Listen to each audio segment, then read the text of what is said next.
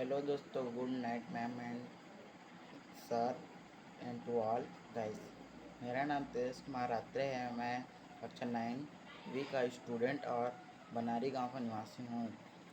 मेरा यह छोटा सा वीडियो बनाने का एक ही मकसद है। मैं अपने हमारे स्कूल के एक मैम को इस वीडियो के तहत मैं धन्यवाद बोलना चाहता हूँ और अपने दोस्तों और सहपाठियों और भाई बहनों को ऑनलाइन क्लास के लिए प्रेरित करना चाहता हूँ। तो जिस शिक्षिका के बारे में आप सभी को मैं बता रहा हूँ, उस शिक्षिका का नाम दीप्ति सिंह राठौर है और हमारी ऑनलाइन क्लास की शुरुआत लगभग 7 अगस्त 2022 से शुरू हुई थी और उसी समय दीप्ति मैम भी आई थी। तो उनका इंग्लिश के क्लास को लेने के लिए ऑनलाइन क्लास चालू किए। जब ऑनलाइन क्लास चालू हुए तो मैंने कुछ दिनों बाद ऑनलाइन क्लास जुड़ना शुरू किया। कुछ दिनों के बाद जुड़ने के बाद मुझे ऑनलाइन क्लास अच्छा लगने लगा और काफ़ी समझ आने लगी। जो मुझे सर पढ़ाते इंग्लिश तो समझ नहीं आता था, लेकिन जब मैम ने पढ़ाने लगा तो मुझे समझ आने लगा इंग्लिश। तो मैम कुछ अलग ही तरह के पढ़ाते थे जिससे हमें समझ आ जाती है। और इसका पढ़ाने का चैलेंज और फिर हमें ऑनलाइन यानी कि एनएमएस पेपर यानी कि छात्रवृत्ति परीक्षा की तैयारी कर, जिसके लिए मैम हमारी फॉर्म भरवाई और हमें तैयारी कराने लगी। सबसे पहले हमें रीजनिंग की तैयारी कराएं। तो रीजनिंग तो हमें ऑनलाइन क्लास में पहली बार सुने और पढ़े हैं। रीजनिंग की तैयारी करवाएं तो हमें कई कई टॉपिक तो समझ ही नहीं आते, इसलिए हमें यूट्यूब और गूगल की सहायता लेने के लिए कहें और खुद से पढ़ने के लिए कहें। पहले तो मेरे साथ ऐसा होता था कि मैं सर मैम और स्कूल के भरोसे पर ही पढ़ता था, लेकिन जब मैम के कहने और समझाने पर मैं खुद से पढ़ने लगा और मोबाइल का सदुपयोग करने लगा।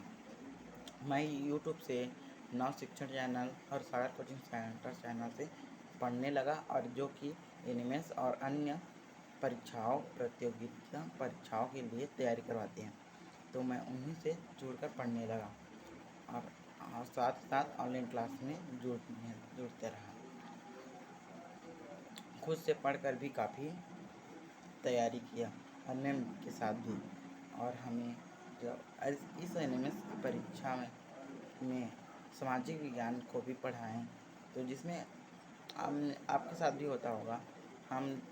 हमें सामाजिक विज्ञान बोरिंग विषय लगता है, लेकिन जब मैम ने ऐसा पढ़ाया कि हमें ना तो बोरिंग लगता था और ना ही नींद लगता था। हमें तो मज़ा और पढ़ाई भी अच्छा लगता था यह विषय। फिर हमने एनिमेस की परीक्षा को सफल यानी कि चयन कर लिए और हम लोग दूसरे पेपर के लिए भी तैयारी चालू कर दी।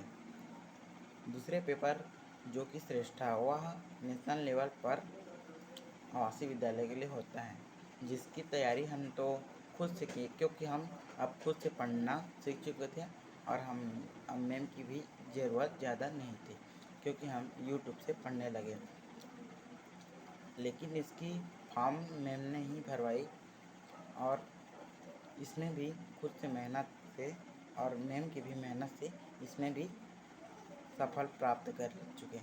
और इस बार तीसरी बार हम लोग प्रयास के लिए फॉर्म दिलाएं, जिसके लिए मैम ने काफ़ी मेहनत और मशक्क़त किया, जिसके बाद हम अभी तक इसका रिज़ल्ट नहीं आया है। और इसमें हमें मैम ने हिंदी, ग्रामर और अंग्रेजी के कुछ अन्य को पढ़ाएं और सामान्य ज्ञान को भी पढ़ाएं। हिंदी ग्रामर में तो मुझे ज़्यादा कठिन लगता था इंग्लिश से भी, लेकिन मैम के पढ़ाने पर मुझे सरल लगने लगा और मुझे उम्मीद है कि मैं इस परीक्षा में भी पास हो जाऊंगा या चयन हो जाऊंगा।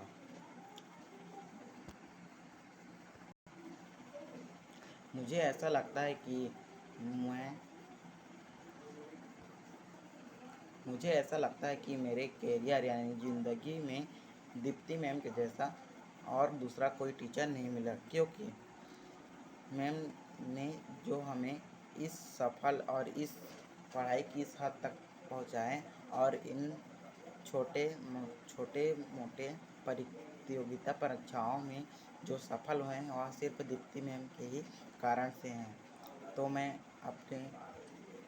अपना बेस्ट टीचर दीप्ति मैम को ही मानता हूँ। और एक बात सच है कि मैम और शिक्षकों के साथ मैम की मेहनतों के साथ खुद का मेहनत भी बहुत महत्वपूर्ण होता है। जैसे मान लीजिए शिक्षकों का मेहनत 40% है तो खुद का मेहनत 60% होना ज़रूरी है।